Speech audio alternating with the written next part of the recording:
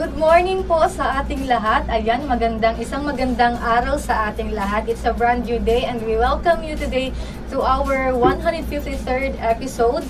Today's of Ledipo Business Hour Magnegosyo Tayo program. Today's Wednesday, May 6, 2026. Nakikita at napapakinggan tayo ngayon live sa Albay Provincial Information Net TV headed by Sir Marte Gonzalez, and of course this program of the Local Economic Development and Investment Promotions Office is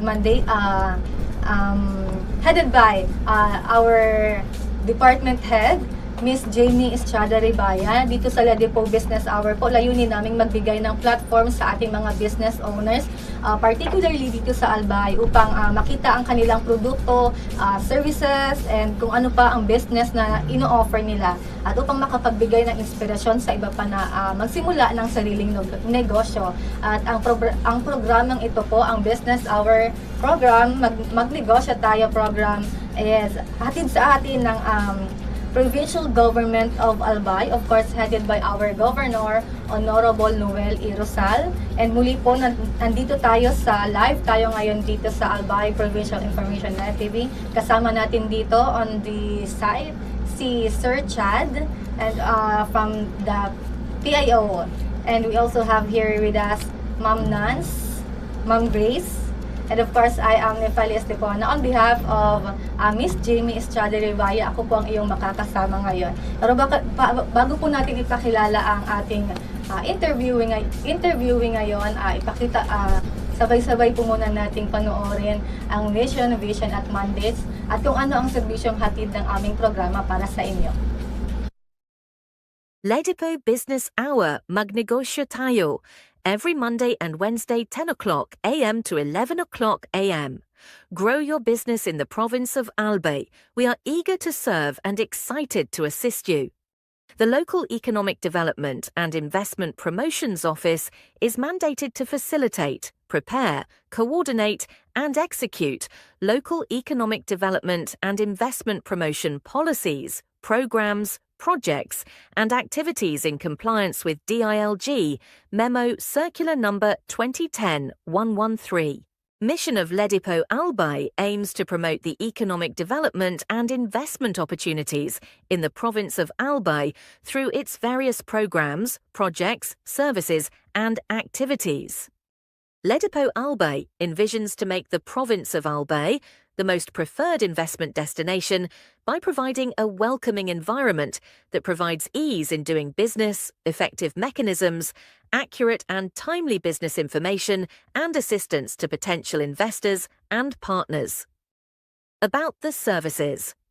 An office that is ready to assist potential investors and partners, private, individual or group, both foreign and local, and the general public, in terms of capacity building, advocacy promotion, marketing and product development assistance for the increased economic development and investment in the province of Albay. Services offered: capacity building and advocacy promotion, investment promotion, facilitation and servicing, product development, marketing and promotion, assistance to local and foreign investors.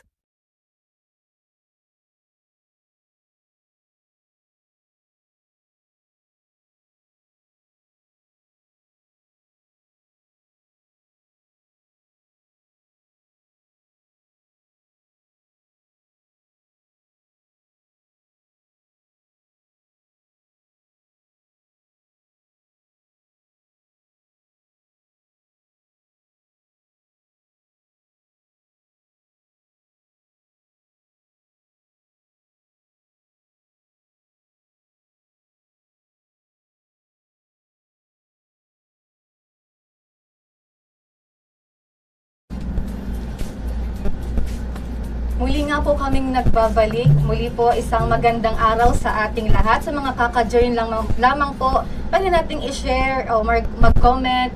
And of course, i-like na rin natin ang Facebook Live natin at i-share sa iba pa. Huwag kalimutang mag-comment para mas entertaining and encouraging. Huwag po nating, at kung kayo naman po ay may negosyo, Of course, nasabi ko nga kanina, ang goal ng aming programa is to inspire others to open a business dito sa Albay. And kung kayo naman po ay may negosyo at compliance sa DTI, BIR at Mayor's Permit, welcome po kayong ma-feature dito sa aming programa. Of course, hit us up lamang po, and pwede po kayong mag-chat sa aming Facebook page upang ma-entertain namin kayo at mag-book ng iyong mga schedule sa ating interview. Ngayon naman po, sakto sa panahon natin, and of course, maraming nagja-travel, and sabi ko nga kanina, may makakasama tayo isang inspiring interviewee, and he is from Kabangan, Kamalig, Albay, from the business of Romel Air Travel and Tours. We have here with us Romel Sumido. Good morning, sir. Isang mapagpalang umaga sa ating lahat. Sir, pakilala ka po muna. What is your business? And kung meron ka pong nais sabihin pang iba, go with, sir. Magandang umaga po sa inyo lahat, ma'am, at sa lahat ng staff. Ako po pala si Romel, ang President and CEO ng Romel Air Travel and Tours. Matagpo po ang aming office sa Kabangan, Kamalig, Albay. Sir, itong Romel, itong business natin, what is this all about po? Anong meron dito, sir? Ikwento mo, sir, kung anong mga services ang ino-offer nitong business. Balik kami sa Romel Air Travel and Tours. Meron kaming airline ticketing, meron kaming mga tours and packages. Meron din po kaming mga van, bus, booking, ferry, at meron din po kaming hotel booking and reservation. Meron din po kaming visa assistance. At meron po kaming airport transfer. Kasi pag halimbawa, meron kaming guest from, let's say from, tulad po nung nakaraan, meron po kami mag-guest mga Pilam. Galing po sila ng San Diego, California. So, pinasal po namin sila dito sa Albay. Simula po sa pag-book ng aeroplano, papunta dito. Pagsundo po sa airport, sa tours, and then sa hotel, yun po ang binigay po namin sa. Ano po itong business natin, sir? We offer din yung mga pag-ano natin ng sa van. Yes po. Bali po, meron po tayong mga, aside from airline, aside from ferry, ang aming pong portal ay nagbubuk po kami ng bus. Minsan po naman ay, minsan mga chartered na mga van. Halimbawa, kailangan na umuwi, kailangan na masakyan. So, meron po tayong mga van available na ano po siya sa atin from Manila to Legazpi, Legazpi to Manila, or minsan going to Karamuan. So meron po tayong mga van, meron po tayong actually mga operators ng van na nakano po sa amin, naka-align po sa amin, sa business namin, partner namin, and then binibigay po namin yung in-offer namin yung mga van nila. Sir, how did you come up with the idea po na ganitong business ang i-start up nyo? Mahilig po ba kayo mag-travel, or is this a family business po? Actually, ma'am, napakagandang po yan, napakagandang tanong po yan actually. Yan po ang tanong kung bakit nga ba dito kami sa travel agency, no? So honestly, kami dalawa ng aking asawa ay mahilig mag-travel talaga. And then nung panahon na nagtatrabaho pa ako sa isang malaking company sa Manila, ang company namin ay, hindi ko na po babanggitin, ano po siya, consultant. So nagpunta po kami ng mga malls, ng mga coffee shop, and then travel agency. So nakita ko na lahat ng pinuput up namin ng mga negosyo umaasenso. So dumating yung point na ano kaya kung sila yung mayaman, kami swelduhan. So ano kaya kung gayahin namin yung ganong klaseng negosyo nila, like yung travel agency. So at the same time, may din kami mag-travel. Kaya yun po ang yun ang kumbaga samang-sama, may ka sabi nga, kung gusto mo ng isang negosyo, yung inline dun sa gusto mo, sa habit mo na negosyo nga, yung travel agency. Sir, paano po mag-start ng ganitong business? Honestly, kasi ako, personally, hindi ako familiar sa may ganitong business. Paano po nyo naisip, o paano po ito nag-start? Actually, yung kasi, nung panahon na nagtrabaho pa ako, yung may-ari ng company namin ay mahilig din mag-travel. And then, nagsiset up kami ng travel agency. So, yung meron kaming actually na kaming client natin na kumuha ng aming services para masimulan paano mag-start ng isang travel agency. So that's why nangyari sa amin, tinuturuan namin sila mag-travel agency. Actually ngayon, sa mga gustong gustong ding magtayo ng travel agency, isa sa mga services ng Romel Air Travel and Tours ay consultancy. So, nag-set up kami ng mga travel agency, hindi lang dito sa Luzon, Visayas and Mindanao. International? Pati international. Wow. So, actually, meron kaming sinet up na mga travel agency na Dubai-based. Meron din kaming sinet up na travel agency na galing sa Japan. So, meron din po... Ayan, saan po ito, sir? Ano po yan, sa Macau. Bali, maliwag po doon so sa consultancy, so meron kaming mga tours na ginagawa, hindi lang po sa local, pati international. So meron po kaming inbound, galing ng US, galing ng Dubai, pupunta dito, at tinutur po namin dito sa, of course, Albay, yung mga tourist spot natin dito. Siyempre, kasama na rin dyan ang Karamuan, ang Calaguas, ang Subic. Pero ang day one namin tours talaga palagi dito sa Albay yan. So meron kami tinatawag na Albay Mayon 360 Tour. Yan. So iniikot po namin yan. Mula po doon sa Tabaco, andun yung sa TV, andun yung sa Patitinan, doon sa TV. So meron tayo dyan na mga tourist spot dito sa Mayon Skyline. Paikot po yan lahat. So meron po tayo. Included po, sir, sa mga tourist spot niyo yung mga churches, sa mga 360. Yes po. Bali po ang nakalagay po kasi sa itinerary namin pag nagsisimula po kami dito sa sa Legazpi Boulevard. Legazpi. Saan nga po yan, sir, dito sa yes, sa may Sawangan. So, Sawangan, iikot kami hanggang dun sa Misibis Eco Park. Tapos, diretso po kami dun sa, sa TV, Mayon Skyline. Meron po tayo dyan na camping area sa may, sa Masaragang. And then, campsite. And then, dito sa may Tigbaw ng Ligaw. Of course, kasama din dyan yung church, yung Kawa-Kawa. Opo. Ang maganda, sir. Actually, ako personally napuntahan ko na yung mga na-mention ni sir. And talaga namang napakagandang mga tanawin, mga location talaga. Usually, sir, paano po silang nagbo-book? Is this day tour? Or oras lang po ba ito? Actually, depende sa yan. Depende, ma'am, sa mga turista, sa mga guest namin. Meron kami tinatawag na 2 days, 1 night. Merong day tour. Pag sabing day tour, sundin ng hotel, mag-tour, tapos balik sa hotel.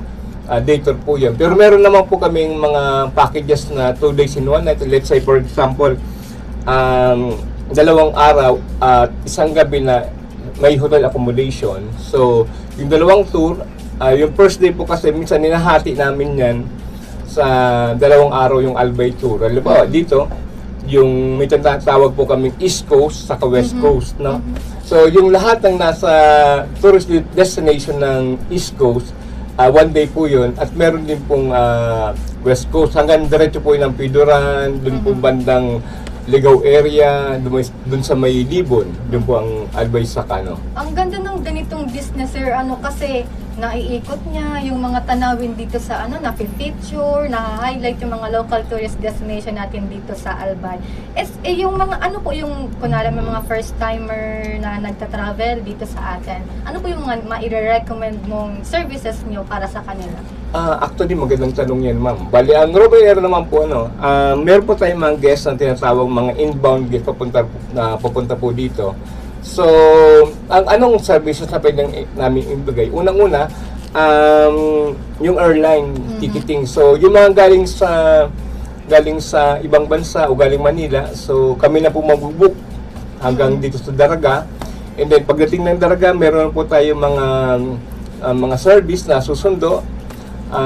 Tapos kami na po bahala sa accommodation dahil at makakapili po sila, gusto nila mga budget hotel lang, or gusto nila may swimming pool, or gusto nila mga 1-star to 5-star hotel. Meron man po tayo dito. And then, of course po, yung sa tours na pwede silang, kung anong, actually, may mga kasi guest kami na pumipili, ay, ito, actually, maganda to. Gusto kong isama to sa So, aside from na fix yung itinerary namin, pwede yung i-customize. So, pwede silang pumili ng, ito, gusto ko tong, isama natin. Ito, may nakita kong ganitong magandang tanawin dyan sa may bandang let's say yung Vanishing Island, wala kasi sa itinerary na, pwede namin i-add yun. I-customize. Ang ganda rin, customize sir, namin siya. Pero usually, sir, ang services nyo talagang may fixed ng location, mga hotels. Yes po.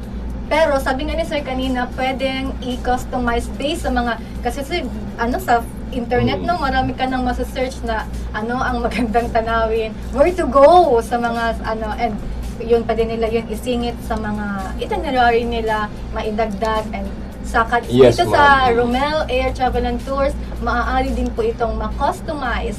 Depende kung saan nyo gusto, kung may mga gusto kayong puntahan, and kung ano pa, mga aesthetic lugar dito sa Albay. Napakaganda ng ng lugar natin.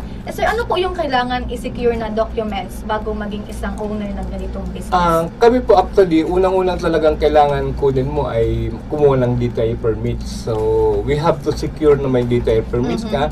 At the same time, dapat kuha ka din ng business permit. Dalawa kami.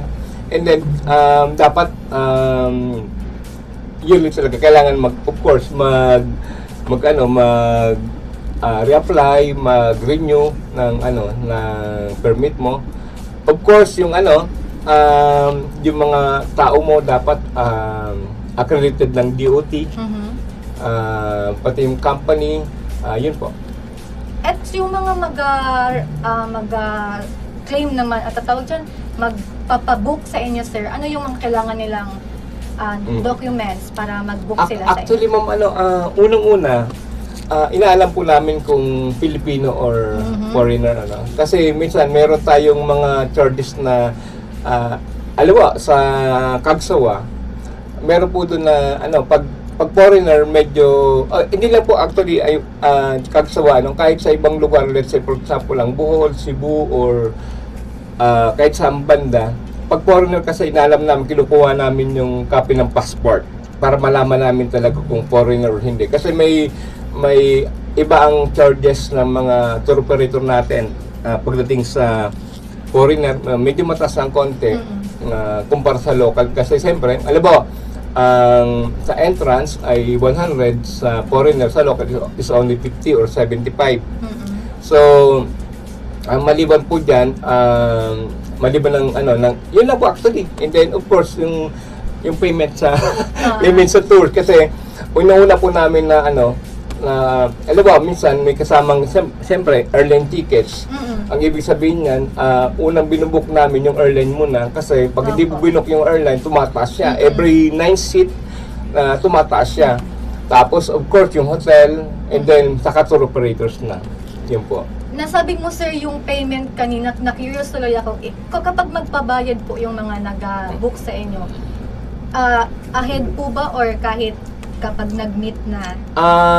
Actually, may mga may mga guests kami na ang gusto nila cash. Ang ibig sabihin full payment.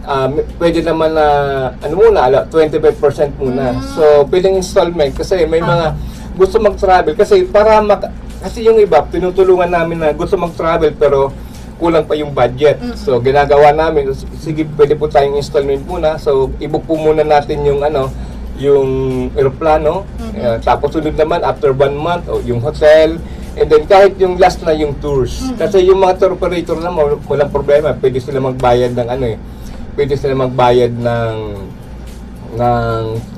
tayo nang babayad ng tour payment sa kanila pag on the spot, or minsan nga pagkatapos ng ng tour, saka kami mag-full payment sa, pwede mag-full payment sa tour operator natin. Kasi iba po ang travel agent sa tour operator, no? So, kami po, travel agent, pero tour operator. Opo. Ibig sabihin, pag dito, so pwede kami, meron kami mga sasakyan, kami mismo ang umahandle ng guest. Pero pag ibang bansa, or pag, let's say for example, sa Calagwas, so meron kaming operator na partner doon. So, pwede po doon na, meron po kaming operator doon na contact namin, sila na yung mag-tour sa kanila. Sa kanila. So, bali sir, saan po kayo ngayon mga located? Dito lang po sa Kamalig. And kapag may mga gusto, ang Calagwas nga po sir, saan nga po yung Calagwas? Ang Calagwas po ay part po sa isang island sa Binson, Cam Norte. Kamote, yan. So, ano po yan, ma'am? Okay. 2 to 3 hours na Opo. boat ride from Binson going to Calagwas. Actually, ma'am, ano yan, ang Calagwas, meron din tayo yan dito sa may Ginanayan area, Karamuan. Oo nga po yun, sir. Pine Akala ko Sands, yun talaga. actually, ma'am, Pine Sand, kaya dapat talaga na i-develop. Kasi dapat talaga ba, yung aside from Albay kasi, meron tayong Sorsogon, Subic, meron tayong Ang Camsur, gaganda. Karamuan, meron tayong Calagwas ng Cam Norte. So, aside from helping in developing yung tourism ng Albay, kasama rin po yung ibang probinsya ng Bicol para ma-develop natin. Kasi minsan may mga guests kami na, let's say, 5 days and 4 nights. Gustong isama yung Albay, Cagsawa, gustong isama yung Karamoan, at isama yung Subic. So, tatlong tri-city po yun. Usually sir, ilang araw yan nililibot? Actually, kung Lahat. iipusin mo, no, depende mo. Kasi alam mo, ang Calagwas is 2 days and 1 night dapat yan, minimum. Kasi papunta pa lang doon, Isang araw na. isang araw na. So, meron din kaming Karamuan, same din, medyo malayo yan from Legazpi, no? So, mahaba. Dapat talaga overnight. Kasi kung gusto mong day tour doon, dapat umalis dito ng 1 o'clock. Tapos, kasi 5 hours ang biyahe ng Karamuan. So, depende ma'am depende sa destination. Pero kung Albay lang, 2 days, 1 night, okay na. Pagkasamang Sorsogon, 3 days, 2 nights, pwede na po yan. Sabi mo sir kanina, balikan lang natin, yung pinagkaiba ng mga local tourists sa international po, paano nyo po minamarket yung mga dito lang po sa local and sa abroad? Actually ma'am, meron kang Facebook page sa Romelia, pag-ibisita na lang po FB page namin. So, aside from that, doon po kami meron po kami doon ng mga marketing Nagmamanage? yes po, dapat actually meron kami nag-market talaga sa using yung social media platform SOCMED. So sa Instagram, sa TikTok. At the same time, Gamit yan na TikTok. yes, Napakagandang opo. platform. Maganda po. So bali aside from of course sa FB. So meron po tayong mga almost daily po, meron po kaming pinupost ng mga Reels? yes, reels, po yan, almost daily po yan. And then kung mapansin niyo po, ang mga guests po natin, hindi lang po galing sa Manila, pati locals po, yung mga let's say taga Camsur. So outbound naman po yon, papunta ng ibang bansa. At yun po ang outbound, no? So inbound papunta po dito. So kung makita nyo po sa screen, may mga Ibang bansa. yes, napasil na po Ang namin ganda. sa Macau, napasil na po namin sa Wow. Hong Kong. So meron din po tayo sa Danang, Vietnam, meron po tayo sa Hanoi, sa Sapa. Ang gaganda. Meron din po tayo sa sa Thailand, sa Pattaya, Chiang Mai. So meron din po tayo Malaysia, Kuala Lumpur, Singapore, name it all po. Lalayo na. Kapag ganito sir na may mga travel, personally sumasama po ba kayo? Actually, Kayo may mga kami, pag malaking malaking mga group, sumasama kami. At the same time, kami mismo ang kumukuha ng mga pictures na, kaya actually, di May pwedeng... talent ka rin po ba sa mga ganang photographer? Yes, opo. Kami mismo nakuha, kaya di kami pwedeng sa intellectual property rights. Kung kami mismo ang kumukuha ng mga pictures. Photos. Saka videos Ang po. gaganda nga, hindi lang kayo dadalhin sa lugar nyo, sila na rin po ang mag-take ng mga memories ninyo. Ang gaganda, wow! Ang gaganda ng mga kuha. Ayan po sir, kayo po yung mga kuha. Yes, opo. Bali ang ano naman ma'am, yung mga operator din namin, nagbibigay sa amin ng nagbibigay po sa amin ng mga pictures din. Kasi minsan kasi araw-araw ng reels na ubusin yung mga photos. Ang ginagawa namin, nahihingi kami dun sa mga operator namin ng mga pictures, no? So, doon pinupost po namin. Sino ang mga katulong mo sir dito sa business? Actually, no man is an island. So, ang negosyo talaga dapat meron kang partner, no? And feeling ko ang ganitong business ay kailangan ng madaming kamay. Not totally. So, ang kaganda ng negosyo ito, you can do it sa dalawang klase, no? Pwedeng home base, so pwedeng office base. So, kung gusto magsimula ng ganitong negosyo, kahit nasa bahay ka lang pwede, no? Online. As long as dapat talaga na i-register mo, no? Kuha ng permits para maging legal yung negosyo mo, no? So, sa maliban dyan, meron kami mga partner, no? Aside from sa family namin na meron din tayong, of course, mga driver, mga selling personnel, yung reservation officer namin. Aside from that, meron tayong mga partner na tour operators. Sila talaga ang namin, ang lifeline namin, no? For example, dito sa Albay kami nag-operate. Pero pagdating ng Karamuan, ibang operator ko doon. So, Subic, iba rin. Iba rin sa Calagwas. Actually, kumbaga, meron na kasi silang mga, let's say, sa Karamuan, meron na silang bangka. So, di ko na kailangan na bumili ng bangka para maano po yung ano. So, ang kagandahan, meron na sila. So, nag-partner kami sa kanila. Sila na nag-aayos ng ng environmental fees, pagkain, accommodation. Kaya meron tayong partner diyan. Paano nyo sir nakuha itong mga partners? Paano nyo nakilala? And nakalimutan ko sa itanong, ilang years na po itong business? Actually, nagsimula po kami ng 2017 sa Kamalig, no? Tapos, ano yung isang tanong mo, maganda paano nyo sir na-contact or paano nyo nakilala itong mga outside? Actually, ang reason lang kung ang dahilan talaga, gusto namin ma-experience sa mga iba't ibang locations. So, we traveled way back 2014, nag-travel na kami, no? So, pero habang nag-travel kami, naghahanap kami ng tour operator sa lugar mismo. Kasi, meron din kasi sa Facebook nagsasabi na operator sila, yung pala scam. Mahirap na ingat po tayo sa scam na marami pong tinatawag na sa Facebook na so good to be true, no? Akala mo, wow, 50% off, yung pala scam. So, marami po dyan maraming umiyak po dyan sa Facebook pa. Kaya po, ang mga operator namin, kaya nagkaroon po kami ng trust kasi inikot po namin ng Pilipinas. Luzon, Visayas, Mindanao, nag-ikot po kami, naghanap po kami ng mga operator doon, magsimula sa Samal Island, Siargao, sa Bohol, Cebu, Boracay, ito pong Iloilo, ito pong Coron, Puerto Princesa, El Nido, patas naman dito sa hanggang Batanes, no? Tapos maliban po diyan, pinupunta namin, sumasama kami sa sa mga group tours at maliban sa meron na kaming operator, naghanap pa kami ng iba. So, kailangan namin i-meet personally yung mga operator namin at punta ng office nila at makita ang kanilang mga permit na sigurado na nagbayad kami sa kanila. Opo. Legal ang kanilang operation talaga. Paano nyo sir itong iba na lang. Ilan po yung naging capital nyo sa pag-start ng ganitong business? Actually, nagsimula kami, maliit lang namang capital, no? So, depende sa, kung marunong ka na, bago nagsimula, you can start by 10K or to 60K kasi kailangan mo ng anong mga kailangan kasi ng yung capital mo. Anong kailangan mo? Unang-una dapat mayroon kang internet connection. So pagpakabit ng internet, maggastos ka ng mga 1,500 to 3,000. Kailangan mo rin ng meron kang desktop at laptop, no? So basic po yun na kailangan ng internet connection, laptop, meron kang table, ganon.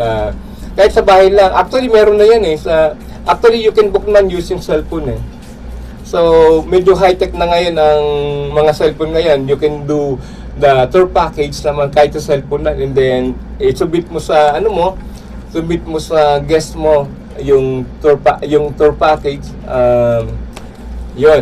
Madali lang ngayong gawin ang Pero actually mura lang naman kung may sarili ka. Pero actually you can hire naman a consultant kasi like us, consultant kami, nag-set up kami ng travel agency. So meron kaming talent fee, kumbaga yung yung professional fee para i-set up. So tinuturuan namin sila kung paano mag-operate ng isang travel agency. Pangalawa, tinuturuan namin sila kung sino ang mga legal o mga trusted mga tour operators sa iba't ibang bansa. So medyo actually pagkuha ng mga tour partners ay medyo magastos. Kailangan mong puntahan sa Saman Island, kailangan mong puntahan sa Kuala Lumpur, kailangan mong puntahan sa Thailand para sigurado na po sila. Ang ganito sir, tawag dyan, nag-work before kayo mag-start ng ganito? Nag-work po ba kayo sa mga Department of Tourism or Dung dati kong company kasi nag-set up kami ng ng mga businesses. So isa sa mga sineset up naming negosyo ay yung travel agency. So sa lahat ng sinet up ng coffee shop, malls, mga convenience store, mas nakaroon ako ng idea dito sa travel agency. So, nung mag-resign na ako sa company, so bali, ito talagang pinasok ng negosyo. Basta sir, sa mga kwento mo kanina, feeling ko isa sa challenges mo yung mga pagpunta-punta yung sa mga connections nga sa outside, travel agency, mga ganun po. Bukod po dun sir, ano po yung mga naging challenges mo before ka mag-start, during po ng business, and hanggang ngayon po? Actually, ang negosyo naman ay walang perfectong negosyo, no? So, minsan, may mga mali sa booking. Natural yan. Minsan, halimbawa, dapat binook mo from Daraga to Manila. Nabook mo Manila to Daraga. So, di mo kailangan, pag mali yun, we have no choice but to book. Book again. Book again. So, meron kang lugi. Kaya, dapat talaga, sa negosyong ito, dapat, actually, user-friendly naman ang mga system. So, ang mga kaya lang, maging maingat lang sa pag-book kung destination, yung pangalan. Kasi minsan, mali yung mga pangalan. Diba? Yung Alyssa, dapat Alyssa S, nagiging Zay. So, yung, minsan naman kasi, yung, may apelyado na, may Enye, like Brinyas. Or minsan naman, yung Brinyas, pag kinapi-paste mo yan, nilagay mo sa portal ng isang airline, nawawala yung N. Yung N niya nawawala. Tapos hindi tinatanggap ng system yung N niya, dapat ilagay mo lang N. So, isa po yan sa mga actually, kasama yan sa training kung dapat malaman ng isang booker o ng isang reserve, ng staff mo na ang pag-book ganito. May mga techniques na yan, yung mga may LY, yung mga NY, pwede ba yan? So, anong pwedeng gawin? Paano nyo po ito, sir, nang ma-manage kapag may mga ganitong experiences? Paano ba naman? Lang naman. Minsan po kasi, sir, di ba, yung kapag may mga ganun nga kung nakapay ka na kunwari, and hindi po tumatanggap sa mga refund, paano nyo po ito nasusolusyonan? Actually, tina-charge po namin yan. Charge experience. So, ibig sabihin, part of losses, no? So, sa negosyo naman talaga may losses. So, for example, kahit nga nagtinda ka ng minsan na-expired yung items mo, ibig sabihin yan, may losses ka. So, di mo pwedeng ibenta yung expired na pagkain. Sa travel agency, yun din. Actually, less lang naman ang mga losses. Pero actually, meron din. Minsan nagkakamali lang. For example, yung pangalan ko, imbis single M naging Rommel. So pag isang airline, Philippine Airlines, may charge po yun 1,000. Wrong letter lang, may charge na 1,000 yan. So kaya ang pag-book din ay medyo risky dahil magkamali ka lang ng isang letter, may charge yung isang airline. Pero yung isang airline naman, wala namang charge. So ito lang naman isang may charge talaga. Pero kailangan pa rin nating maging maingat sa kapag ganito. Siyempre, lahat naman tong bukod dito sa ganitong business, kapag may mga ibubook ka talaga, kailangan mo maging maingat sa names, sa age, tama, sa lugar, opo. syempre. May mga systems po kayong ginagamit kapag may mga ganitong nagbo-book. And ano po ito, sir? Para hindi magulo yung mga booking and reservation ng... Actually, meron kaming iba't ibang system na ginagamit, no? So, meron kaming tinatawag na B2C, meron kaming tinatawag na B2B, no? Ano yung B2B? That is business to business na portal, at meron din kaming business to customer na portal. So, ang kagandahan po kasi doon, hawak mo lang cellphone mo, hawak mo lang yung laptop mo, pwede ka na mag-book doon sa airline o sa hotel. Pero ang mga tours kasi, binubook namin yan using social media apps like yung WhatsApp, yung Line, yung Facebook Messenger. So doon kami nagbubook sa kanila through email. Pero pagdating sa hotel reservation sa sa portal talaga yon, sa mga B2B portal or B2C portal. Kapag magbo-book sa inyo, sir, ng mga reservations, mayroon po ba kayong website, apps, or sa Facebook? Actually, ang Romel Air Travel kasi meron siyang sariling Facebook, no? So, alam naman natin na ang Facebook ngayon ay isa sa isa sa pinakamalakas na social media, So, doon pa lang actually ay marami kaming mga inquiries, nag-message sa Facebook page namin, or kung minsan naman,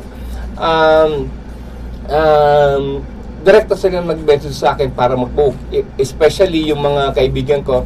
At meron din kami actually ng mga dating guests, or yung guests namin regular, recommend na po kayo. minamarites kami. Dito ka kay Romel kasi legit to. Okay ang services nila. Pati ng aeroplano, for example, isa sa mga comment namin, Romel, paano mo nalaman na nakaalis na kami sa aeroplano? So meron kami mga system na ginagamit na alam namin kung saan ang location ng aeroplano.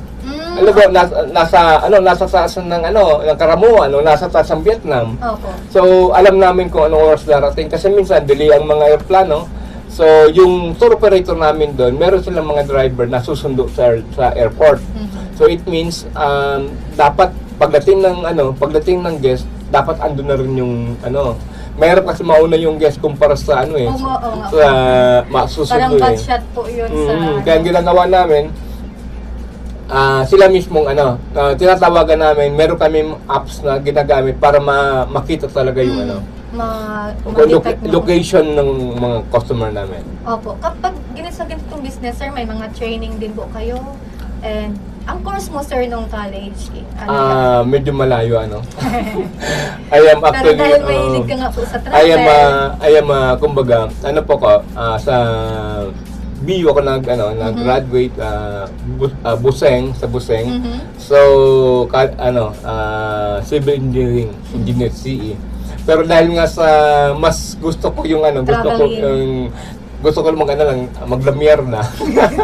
Gusto ko lang mamasyal o whatever. Ito maganda kasi sa travel agency. Kaya yung mga may diyan, yung mga gustong magkaroon ng travel agency, mas maganda tong negosyo. Gusto magnegosyo, I suggest travel agency. Ito yung tinatawag na nag-travel ka na, kumita ka pa. O kumbaga, at the same time, kami kasing mga travel agent, pag pumupunta kami sa location, for example, tour operator namin sa Thailand, sa Vietnam, kami mismo travel, libre kami.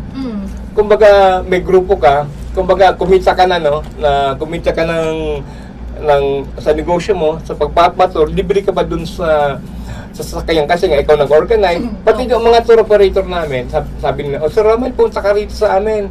Kami na bahala sa tour, pati sa buffet lunch.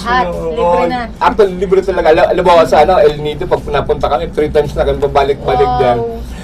Lahat ng tours pinunta namin. Actually, kami kasi sa travel agency, sinisigurado namin na ma-experience namin yung services.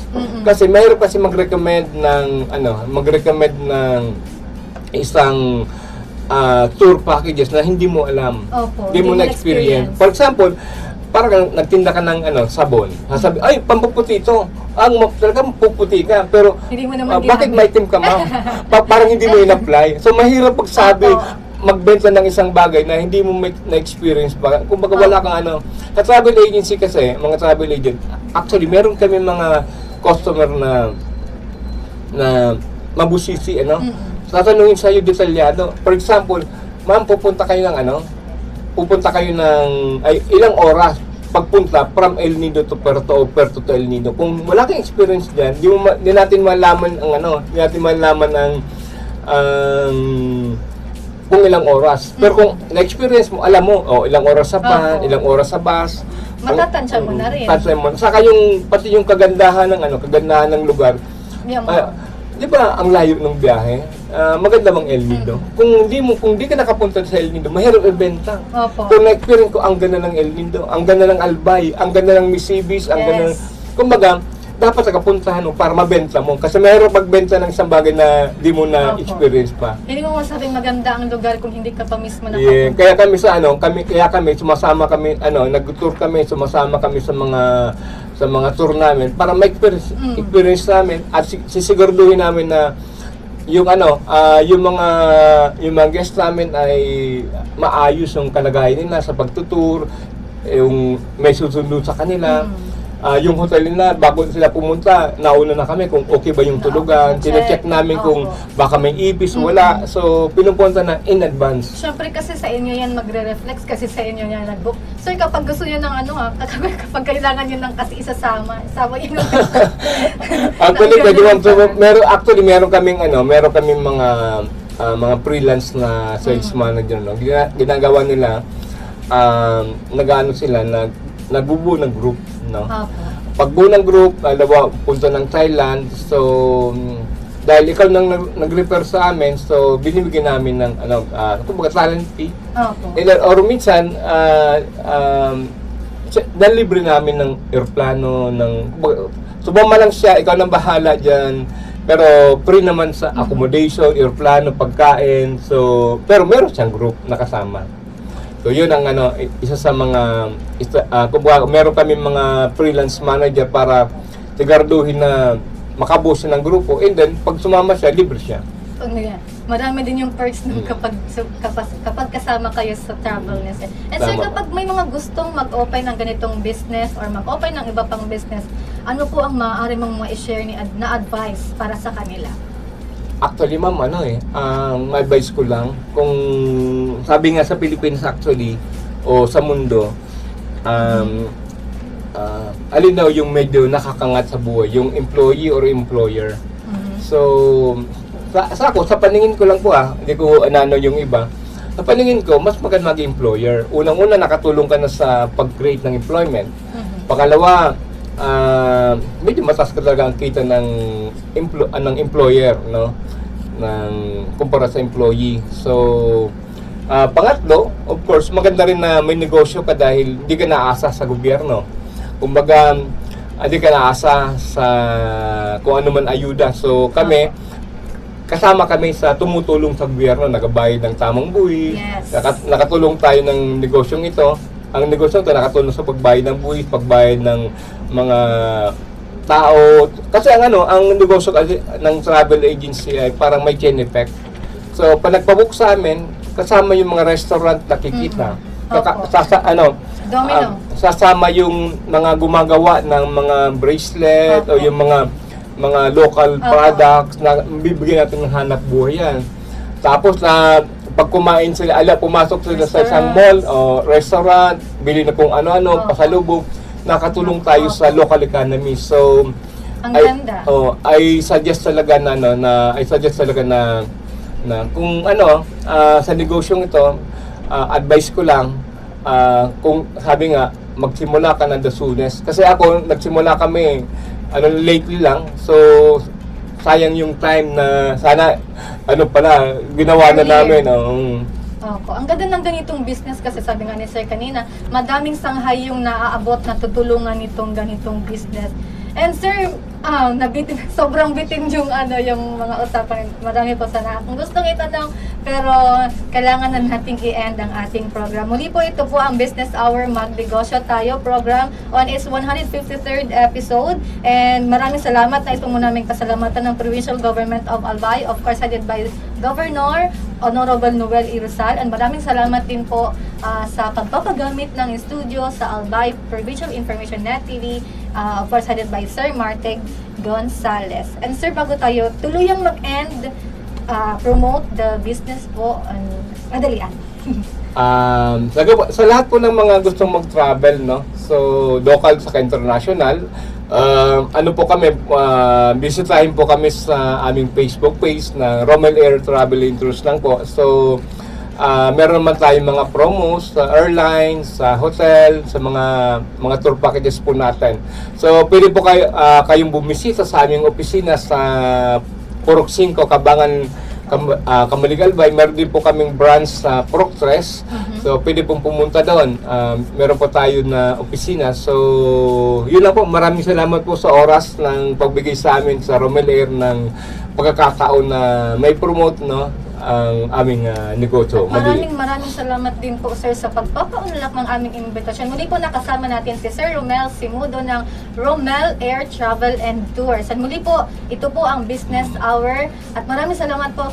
Kita-kita po ulit tayo sa Monday on its another episode of the Business Hour Magnegosyo Tayo program. Maraming salamat po.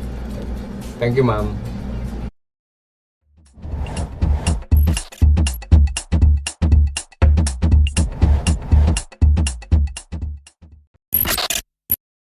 Mandates.